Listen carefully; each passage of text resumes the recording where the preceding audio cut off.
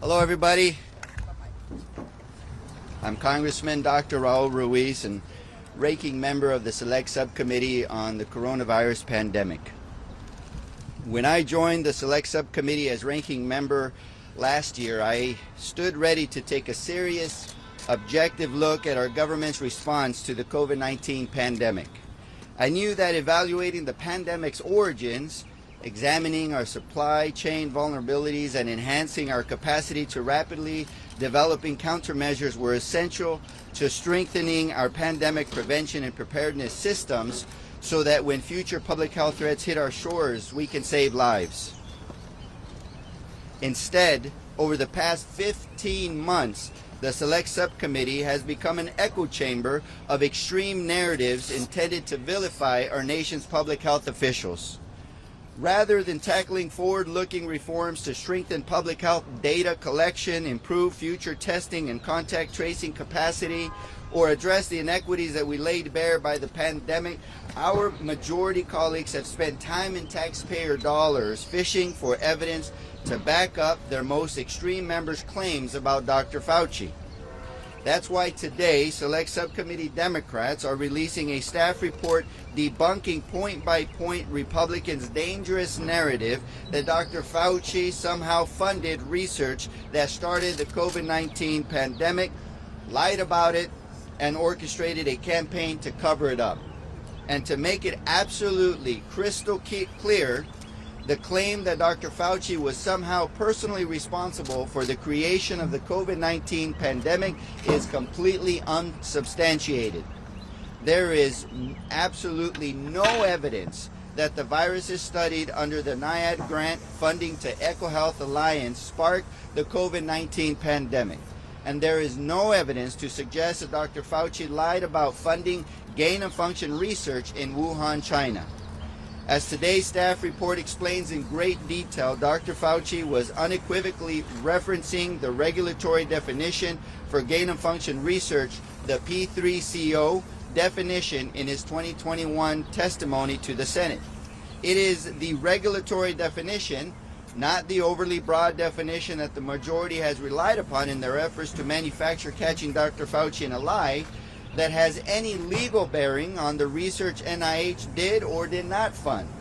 Dr. Fauci directly, clearly stated this on the record during his testimony in 2021, and he reiterated it to us during his transcribed interview with the Select Subcommittee in January. And when he says that NIH did not fund gain-of-function research in Wuhan, China, under this definition, the only relevant definition, he is telling the truth. Simply put, there is no reasonable basis for Republicans to claim that Dr. Fauci was in any way responsible for the creation of COVID-19.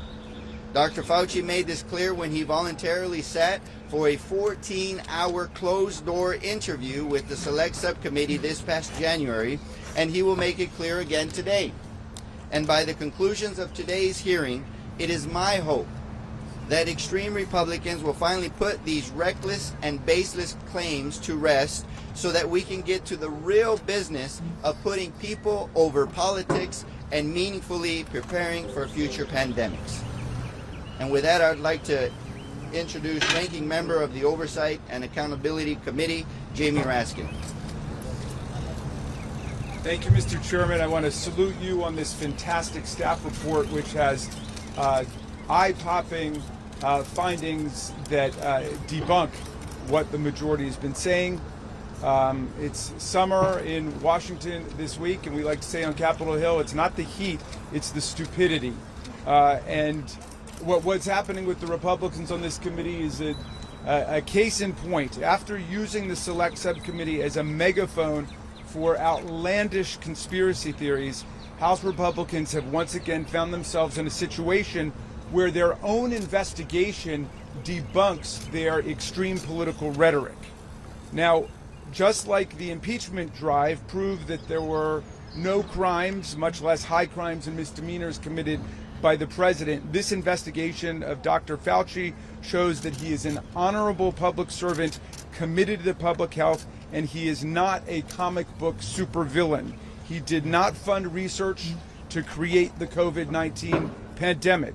He did not lie to Congress about gain-of-function research in Wuhan, and he did not organize a lab leak suppression campaign to cover his tracks. These are outrageous concoctions, fabrications, and distortions.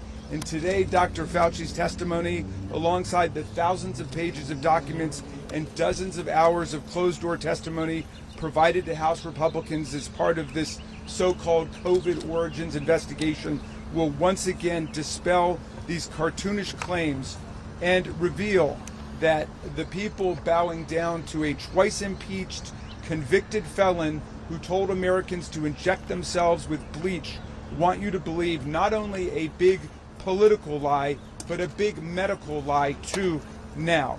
I again praise the Select Subcommittee Democrats for their excellent work holding this majority accountable to the truth, and all of the facts will indeed be known. And now I'd like to turn it over to Representative Debbie Dingell of Michigan. Thank you, Jamie. For 15 months, the Select Committee has neglected the job we were given to do, the actual work of preventing and preparing for future pandemics. To lead, instead, what they have done is led a crusade against Dr. Fauci, a public servant who has dedicated his life to advancing science, strengthening public health, and protecting each one of us. And despite his continued voluntary cooperation with the Select Subcommittee's efforts, including his voluntary participation at a 14-hour closed-door deposition interview in January, at which I was there every single minute, Republicans have continued to distort testimony to fan the flames of baseless theories that he caused the COVID-19 pandemic. Fact, that is simply not true. As this morning's Democratic staff report shows, there is not a single shred of evidence provided to the Select Committee that substantiates the extreme allegations that against Dr. Fauci, that he funded research that ultimately caused the COVID-19 pandemic and then orchestrated a suppression to cover it up. He did not. No evidence. Not there. Period. Facts. People don't like facts. I do. And now, despite promising to the American people that we would make progress in getting to the bottom of the pandemic's origins, we're a year and a half into the House Republican majority, and their efforts haven't brought us closer to understanding where this virus actually came from. And I have a lot of questions, just like everybody else. I'm totally open. What happened? Why can't we focus on what happened instead of trying to demonize people who've made great contribution to medicine? And while Republicans have spent their time and taxpayer dollars on this fishing expedition, Democrats have been serious about the actual work of preventing and preparing for future pandemics.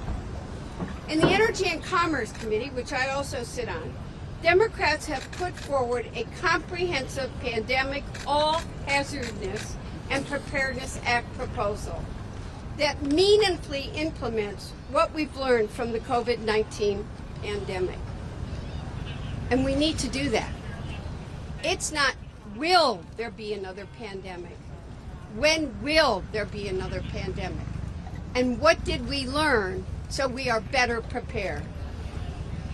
And what worries Republicans have refused to move this robust preparedness legislation. Last month, President Biden's Office of Science and Technology Policy at the White House released strengthened guidelines for research involving pathogens with pandemic potential, striking a thoughtful balance between the importance of safety, which we all want. We know we've got to tighten up standards for research in these labs, and continued scientific progress. You know what worries me the most? Is the lack of public trust in public health. My own state, people aren't getting measles vaccines. People aren't getting vaccines for diseases that were almost eradicated, and they're coming back. We need to be working together. Public trust in public health is the foundation of safety for this country. Political games is destroying that public trust. And as we look to the rest of the Congress, Democrats in the Select Subcommittee and across the caucus will continue to demonstrate the commitment to putting people over politics. Because the best thing we can do is actually make progress to ensure we don't have another pandemic. And I would hope that that is something that we can all agree on in both sides of the aisle. And with this, I'll pass it on to my distinguished colleague and friend, Deborah Ross of the Select Committee. Well, thank you for the powerful words from my colleagues. Today, our committee will have the opportunity to question Dr. Fauci about the steps he took to keep our country safe during the most dire public health crisis in modern American history. But instead of probing our pandemic response or exploring how we can protect the American people going forward, Republicans have a very different goal. Their objective is not to learn from the last crisis or to prevent the next one. It's to excite their base and defame the reputation of a man who served our country with integrity for more than 50 years. Instead of responsible oversight, the Republican majority continues to push narratives without facts and allegations without evidence. Let's take the claim that Dr. Fauci orchestrated a campaign to suppress the lab leak theory, which Select Subcommittee Democrats thoroughly debunked in today's staff report. Read it. For months, Republicans have argued that Dr. Fauci deliberately campaigned to shift the findings in the proximal origin paper, despite witnesses stating that Dr. Fauci did not contribute meaningfully to any meeting regarding that paper. The paper's own authors even testified that they were not influenced by him. Now let's take the baseless allegation that Dr. Fauci was escorted into the CIA to influence the agency's analysis of the pandemic's origin. Dr. Fauci confirmed in his interview with the subcommittee that he hasn't been to headquarters in 2 decades. Yet this claim still has not been publicly retracted by Select Subcommittee Republicans. More lies. And then let's take the sad fact that Republicans persist in justifying claims from Senator Rand Paul that Dr. Fauci lied about NIAID funding gain-of-function research at Wuhan, when he and other federal scientific officials have made it abundantly clear that this allegation is completely false. As members of Congress, we have a responsibility to be honest and straightforward with the American people, especially about issues of public health and safety. Republican partisan games and dangerous misinformation are undermining confidence in science and public health. And this is driving public trust in our scientists to new lows. It's shameful. If we create false doubt about the integrity of public health researchers today, we can't expect the American people to heed their guidance tomorrow. House Democrats are committed to working in a bipartisan way to meet our public health challenges, but we need a willing partner. It's time for Republicans to stop scapegoating exemplary public servants like Dr. Fauci It's time for Republicans to stop peddling baseless allegations and false claims that undermine science. It's time for Republicans to stop undercutting the public's faith in life-saving scientific research. Our health and the health of our loved ones are at risk under their watch. Thank you, and now I will turn it over to an outstanding member of the Select Subcommittee, Congressman Robert Garcia.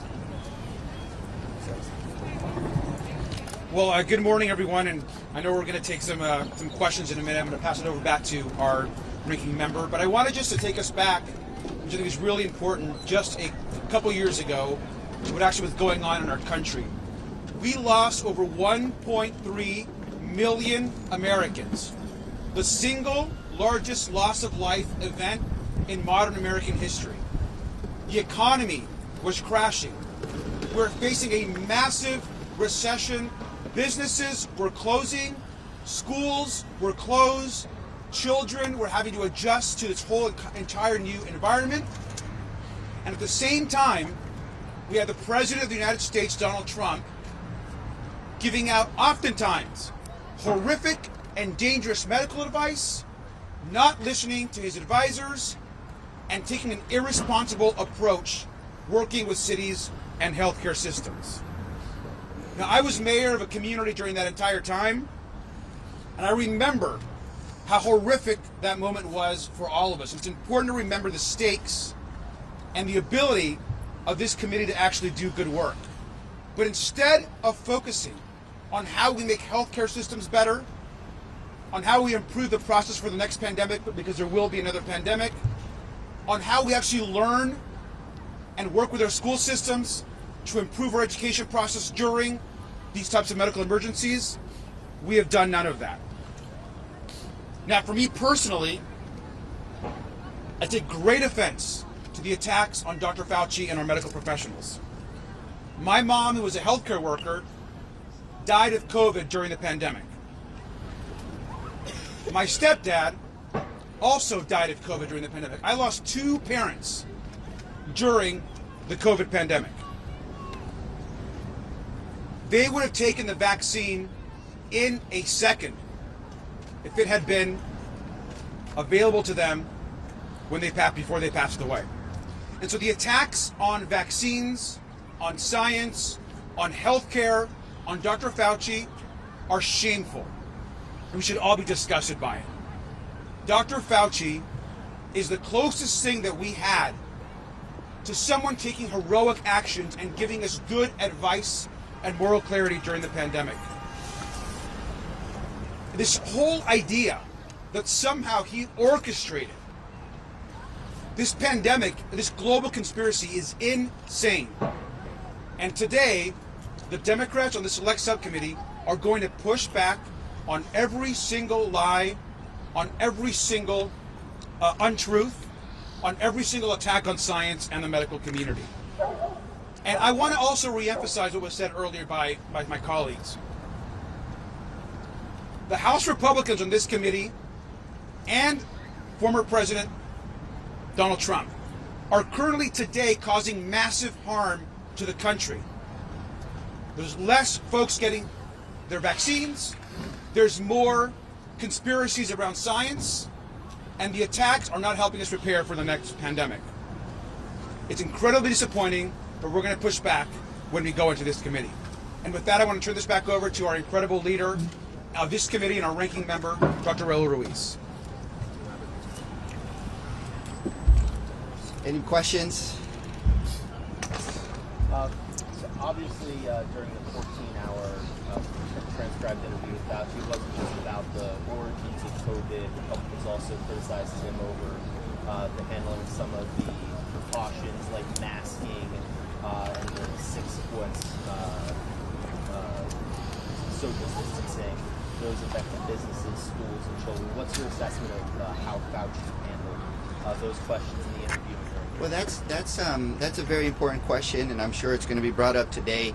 Republicans have really been pushing this narrative that the 6-foot social distancing was arbitrary because Dr. Fauci said it was arbitrary. So let me give it some context. It is very clear and makes common sense, and there are studies showing that this virus was an airborne virus from micro droplets in your mouth, and therefore when you would speak or cough or sneeze, you have micro droplets moving from your mouth into the space, and if people inhaled it, or if those micro droplets got into your eyes, your nose, your mouth, you would get infected with the virus. So clearly, if you're standing a mile away and I'm here, these micro droplets aren't going to reach you. So clearly, social distancing has been a basic, fundamental public health measure to prevent airborne droplets from a person's mouth to infect somebody else. Now, the question was, why 6 feet versus 3 feet versus 10 feet? Now that was arbitrary because we know that the distance that a microdroplet travels is based on many variables, including the force of ejection from somebody's mouth through cough, sneezing, singing. It's also it could be dependent on, how long it hovers, the wind, etc. So in order to simplify the understanding of social distancing, 6 foot was chosen in order to create that measurement for social distancing that was easy for people to follow. Okay? Okay. Next question. Yes. Yeah, there's been testimony during the committee about Dr. Fauci's aides avoiding FOIA requests. And I'm wondering, how concerned are you that the institute that he ran, perhaps with his knowledge, avoided bringing information at request, or took steps to not to comply with So thank you for that question. One is there's no evidence to suggest that he knew about it. Two, we are very concerned when any administrative employee does not comply with FOIA or tries to bypass it. And we made it very clear during the testimonies of David Morans that is not acceptable. But let's tease out the differences here between the accusations that Dr. Fauci created the virus, that he lied about it, that he suppressed the truth, and that he tried to cover it up, versus an individual who bypassed the FOIA and used his personal emails, and that bad practice that he's going to be held accountable for. So there's two very different subjects, and regarding any individual that will skirt the laws of FOIA, that's very concerning, and they should be held accountable. Yes. I'm Carmen Pong from Politico. Just on this topic, how concerned are you that extends beyond Dr. Morans and Dr. Dashak, whom you agreed with Republicans that should be defunded, and HHS has taken steps towards that? Are you planning to sort of like do an investigation, a NIAID or maybe an NIH, to see if this was a more widespread, leaving aside Dr. Fauci, if this was more widespread among people at higher levels? So those conversations are happening within our committee to determine what would be the next steps. So far, we have no evidence to suggest that it is systematic or that it is a problem throughout NIAID or NIH. And so we have to look at the amount of resources that we have regarding the select subcommittee and the prioritizing of the topics that we believe will lead to better prevention and of the next pandemic, or help us be better prepared. For example, focusing on strengthening our data collection within the CDC, focusing on our public health workforce, focusing on supply chain stability, focusing on technologies and equipment and protocols that will allow us to keep schools and businesses open during the next deadly pandemic, so we don't have to face the social isolation that we did during this pandemic. These are real questions that will save lives and improve lives and will prevent catastrophe during the next pandemic. I want to offer my colleagues an opportunity to answer this question as well. There have been investigations. There have been investigations, and they have not. We, in a very bipartisan way, made it very clear what they had done to people's trust in the system. but there has been no evidence of other wrongdoing, people using personal. They will continue to investigate it. And again, the Select Committee is there, so what do we do to prepare for the next pandemic? I made it very clear towards those that did not comply, but I know there have been investigations. They have not found it. And what we need to be focused on is what do we do? Because I keep telling you, it's not if, it's when the next pandemic comes. So I think we need less of trying to destroy personalities and more how to restore faith in public health and get people to do what they do to prevent it from happening in the future. And you remember, Tony Fauci was using the best science. CDC is the one that did the 6 feet. Everybody was using the best science. When we started this, nobody knew anybody. This was all new. They were using the best science every single day. I mean, one of the things that it did is showed America what had happened is we had offshored everything, and we didn't even have gloves, masks, and gowns in this country and had to rely on China.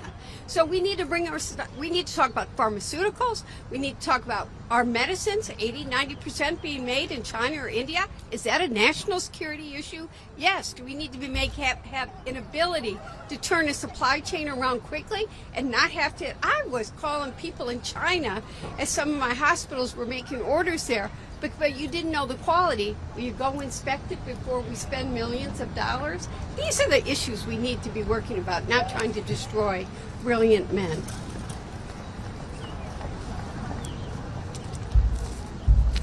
Go ahead. Hey, thanks. So independent of what Republicans claim Fauci did or didn't do, what's your position on gain-of-function research?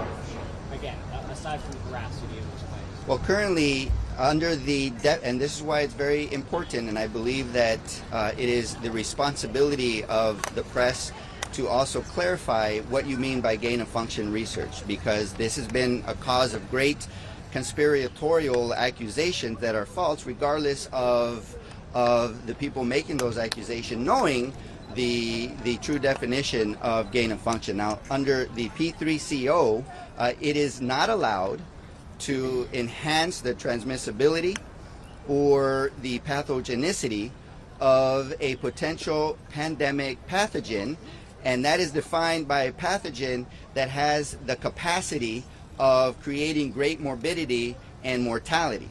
So that's already a that's already been settled. And Dr. Fauci and NIAID did not fund P3CO defined gain-of-function research. But just to follow up on that briefly, I mean, virologists claim that that kind of research does help us prepare against the next pandemic. Speak to that procedure. So currently it is not allowed. Yes. What do you think needs to happen in terms of just accountability for the pandemic in general? Obviously, your definition of it might contrast from Republicans, but does somebody need to be held accountable for either pushing the Wuhan lab leak theory or some of the other actions that were taken in response to the pandemic? So let's be clear that the lab leak theory is a part of the conspiratorial accusations that we have spent 15 months preparing. The lab leak theory is a possibility. Okay, it is possible that the virus leaked from a lab in Wuhan. It is also still very possible that the virus came from animal transmission, and we don't have that information. So Democrats have always advocated to address both issues, to find forward-looking solutions to prevent a lab leak by fostering lab safety and transparency with an international accord.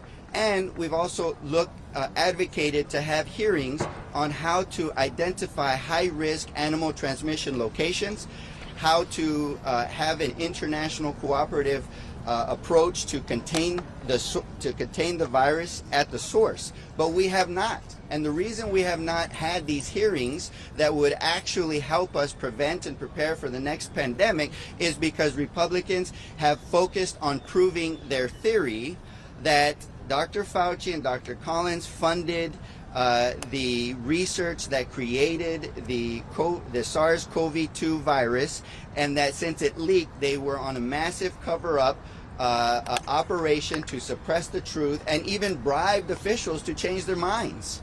That has been what we have spent 15 months through, and countless of interviews, countless of documents, countless of investigative hours to prove through a confirmation bias.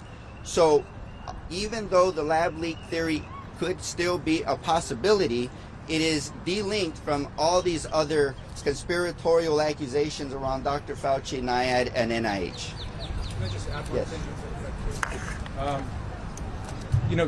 The attempted character assassination of Dr. Fauci is a massive and irrelevant distraction from determining who really is culpable.